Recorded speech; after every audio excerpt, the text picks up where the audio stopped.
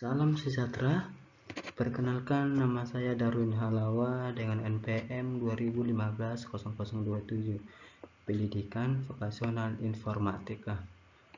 Di sini saya akan melanjutkan penjelasan mengenai materi kedua, yaitu dengan judul Proses Rekayasa Kebutuhan. Proses rekayasa kebutuhan yaitu proses yang digunakan untuk rekayasa kebutuhan yang sangat bervariasi tergantung pada dominan aplikasi, orang yang terlibat dan organisasi yang mengembangkan kebutuhannya. Namun, ada sejumlah aktivitas umum, yaitu 1. Pemunculan kebutuhan, analisis kebutuhan, validasi kebutuhan, manajemen kebutuhan. Rekayasa kebutuhan adalah aktivitas interaktif yang saling terkait. Selanjutnya yaitu proses rekayasa kebutuhan dalam bentuk spiral. Ini adalah proses rekayasa kebutuhan dengan bentuk spiral.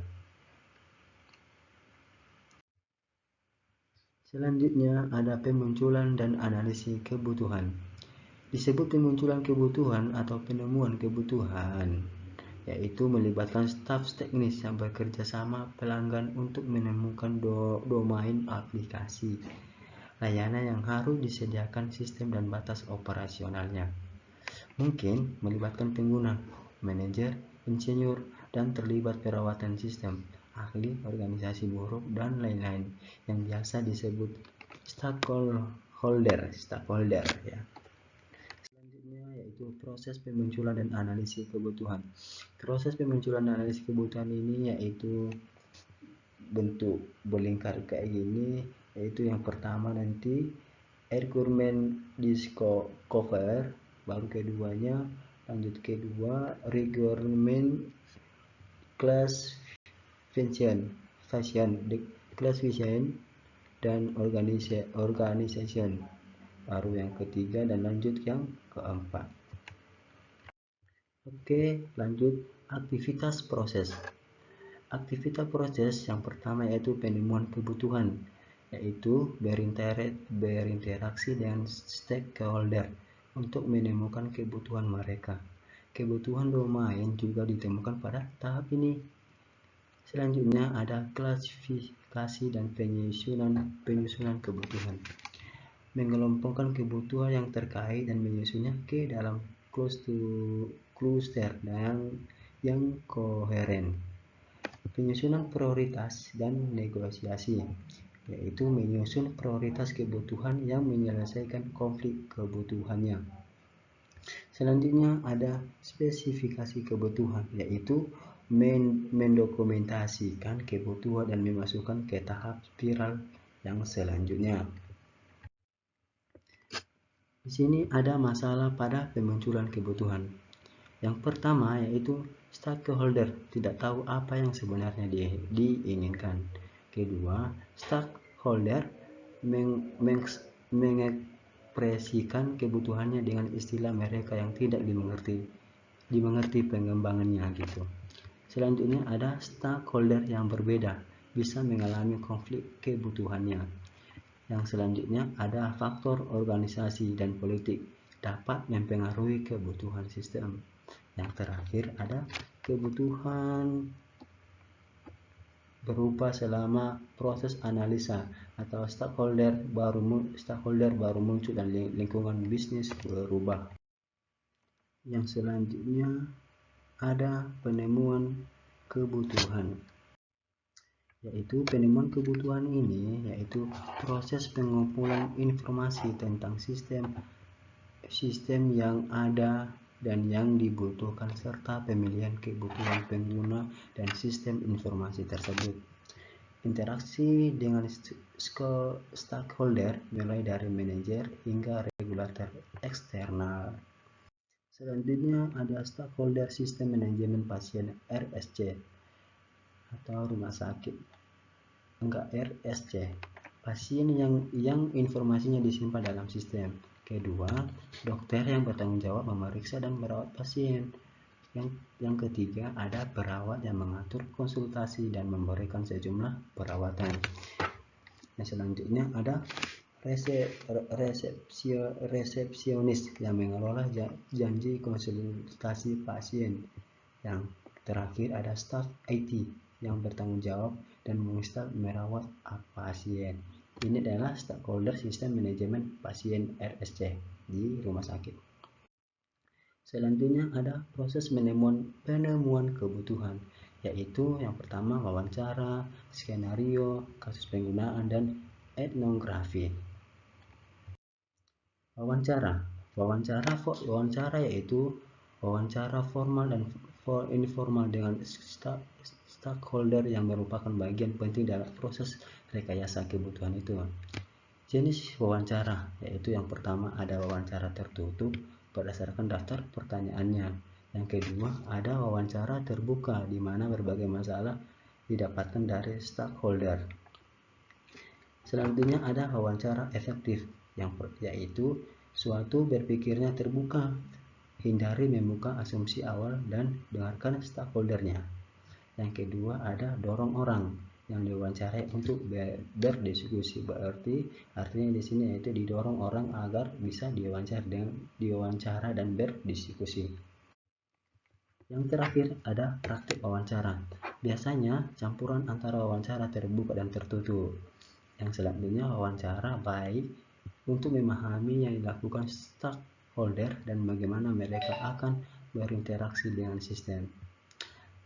Wawancara tidak baik untuk memahami kebutuhan domain, yaitu pengembangan tidak memahami teknologi domain tersebut. Itu maksudnya kenapa wawancara tidak baik untuk memahami kebutuhan domain, karena pengembangan tidak memahami teknologi domain tersebut. Yang kedua ada skenario. Skenario adalah contoh nyata bagaimana sistem digunakan, yaitu ada skenario mencakup, karena skenario mencakup satu, deskripsi situasi awal. Kedua, deskripsi aliran kejadian normal. Ketiga, deskripsi kesalahan yang mungkin terjadi. Yang keempat, ada informasi aktivitas selanjutnya. Kelima, deskripsi kondisi ketika skenario-nya selesai. Skenario pengumpulan catatan medis pasien RSC. Ini adalah contoh seperti ini adalah skenario pengumpulan catatan medis pasien RSC. Ada initial assumption, ada normal, ada what can go wrong, dan selanjutnya. Selanjutnya ada kasus penggunaan atau use case, yaitu kasus penggunaan merupakan teknik berbasis skenario pada UML yang mengidentifikasi aktor dan interaksi dalam sistem.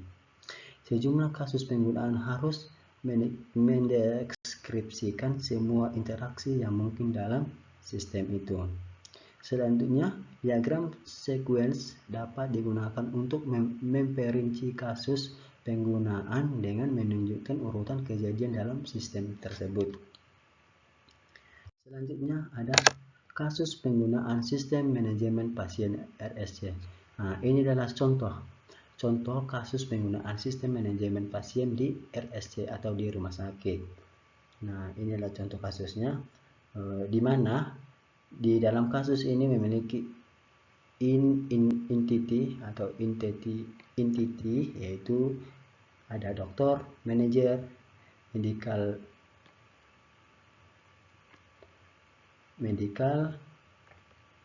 ada nurse, di mana medical ke register pasien, kemudian ke view personal info, kemudian manager, export station, kemudian ke dokter, kemudian ke nurse.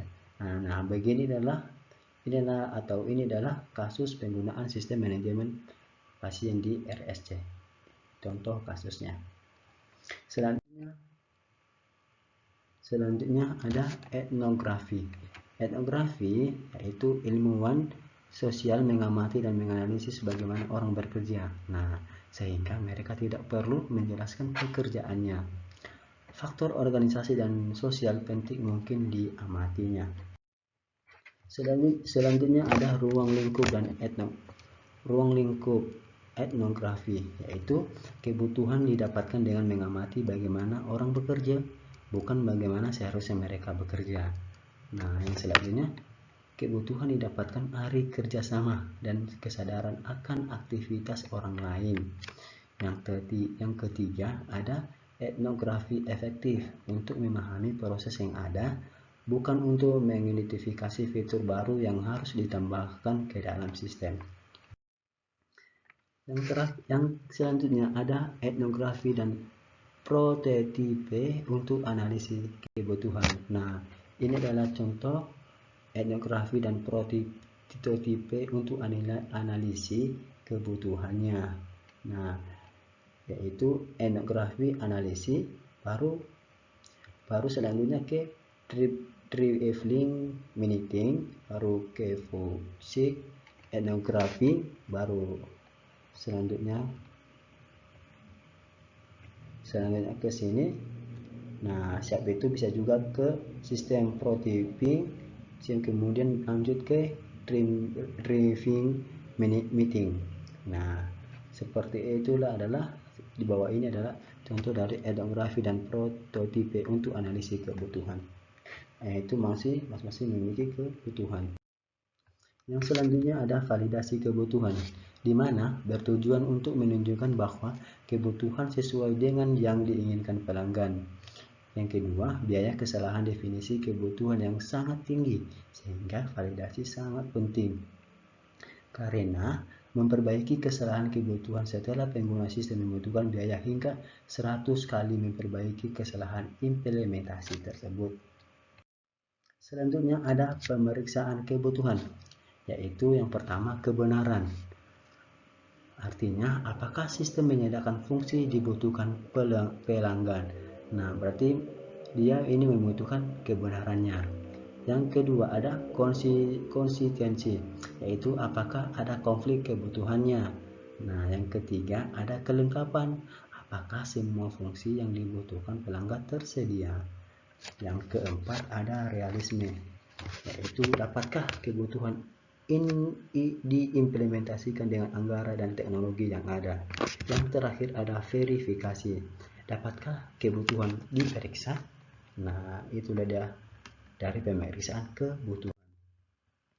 Yang selanjutnya ada manajemen kebutuhan, di mana manajemen kebutuhan adalah proses pengolahan perubahan kebutuhan selama proses rekayasa kebutuhan dan pengembangan sistem. Kebutuhan baru muncul saat sistem dikembangkan dan setelah digunakan. Yang terakhir ada Anda perlu melacak kebutuhan dan merawat hubungan antara kebutuhan yang saling tergantung satu sama lain hingga menilai efek perubahan kebutuhan.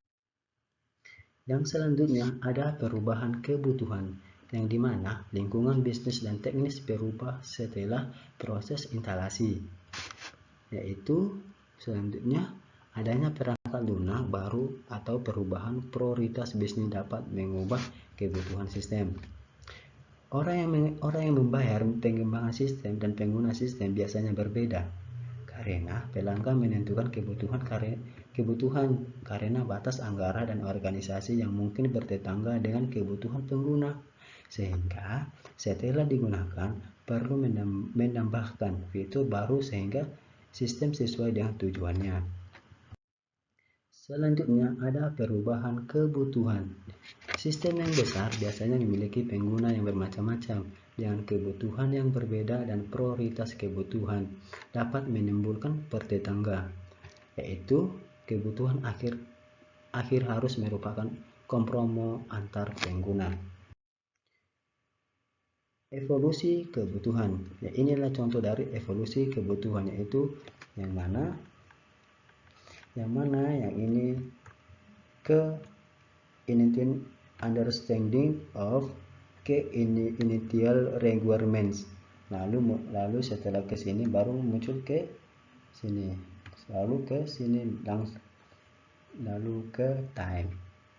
Oke, selanjutnya ada manajemen perubahan kebutuhan, di mana yang pertama adalah analisis masalah dan spesifikasi perubahan. Pada tahap ini, masalah atau perubahan dianalisis untuk memeriksa apakah sudah sesuai. Hasilnya bisa berupa perubahan kebutuhan atau penolakan permintaan perubahan. Yang kedua, analisis dan pembiayaan perubahan. Perubahan dianalisis dan biaya perubahan kebutuhan dihitung untuk menentukan apakah memproses perubahan kebutuhan atau tidak. Yang ketiga ada implementasi perubahan, yaitu modifikasi dokumen kebutuhan, desain sistem, dan implementasi. Idealnya dokumen diorganisasi kembali sehingga perubahan dapat diimplementasi dengan mudah.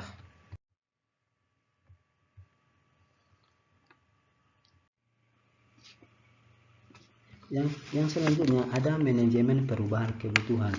Nah, ini dia adalah contoh manajemen maksudnya cara manajemen perubahan kebutuhannya dari identify problem ke problem analysis and change specification, lalu ke change analysis and costing, lalu ke sini selanjutnya ada Oke, sekianlah, terima kasih dari saya yang bisa saya jelaskan dari materi kedua kami ini. Bila ada kata-kata saya yang kurang baik, yang kurang jelas, mohon maafkan, dan saya akan mengakhiri dan terima kasih.